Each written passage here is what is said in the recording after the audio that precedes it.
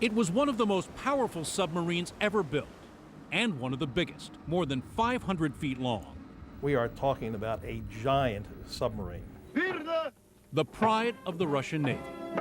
Designed specifically to hunt and destroy U.S. aircraft carriers. In Russia, they called it unsinkable. It was as close to unsinkable as any submarine designer could make, and it must have encountered a very serious problem to take it down. Down to the freezing depths of the Barents Sea, taking 118 men with it. It's a dangerous line of work, isn't it? The sea is very unforgiving, as the saying goes.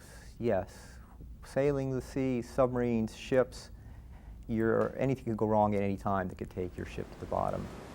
The KURSK is an Oscar II sub. At 14,000 tons, it would have dwarfed this American Los Angeles-class attack sub. But it wasn't just size that set the KURSK apart from a sub like this.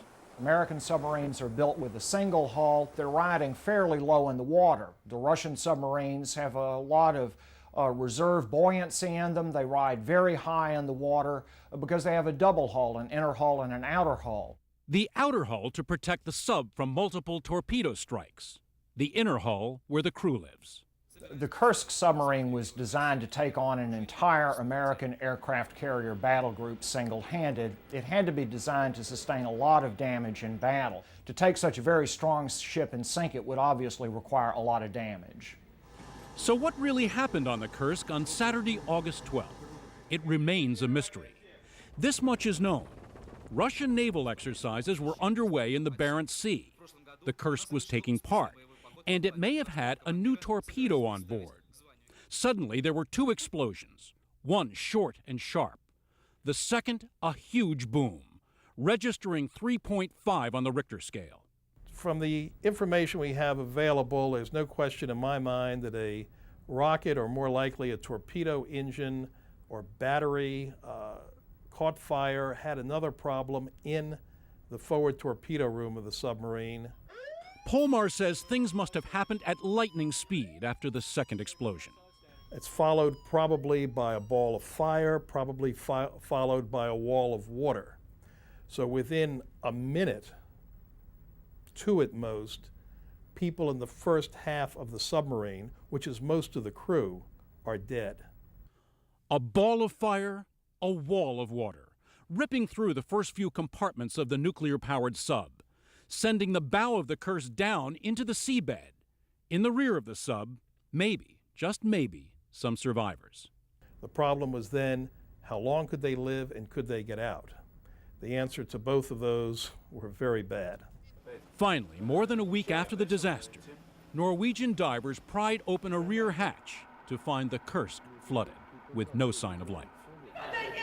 In Russia, deep anger from relatives. The Navy apologized. Forgive me for not protecting your men. The explosion should have shut down the KURSK's two nuclear reactors automatically.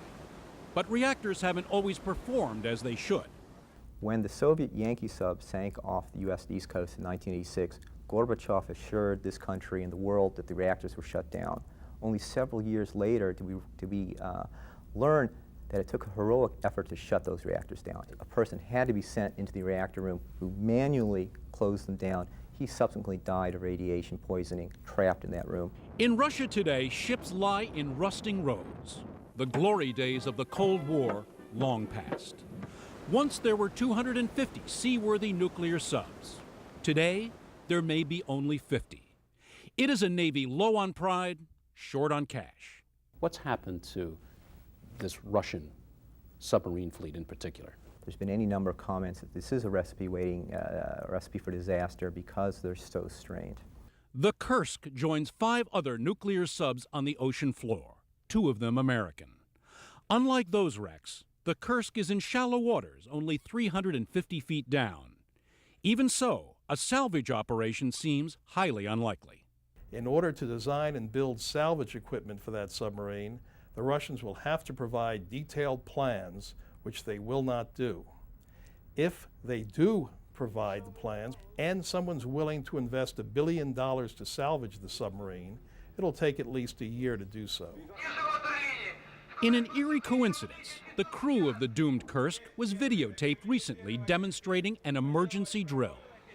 A haunting reminder of all that can go wrong below the surface of the sea when men are trapped in a steel tube with overwhelming odds against them.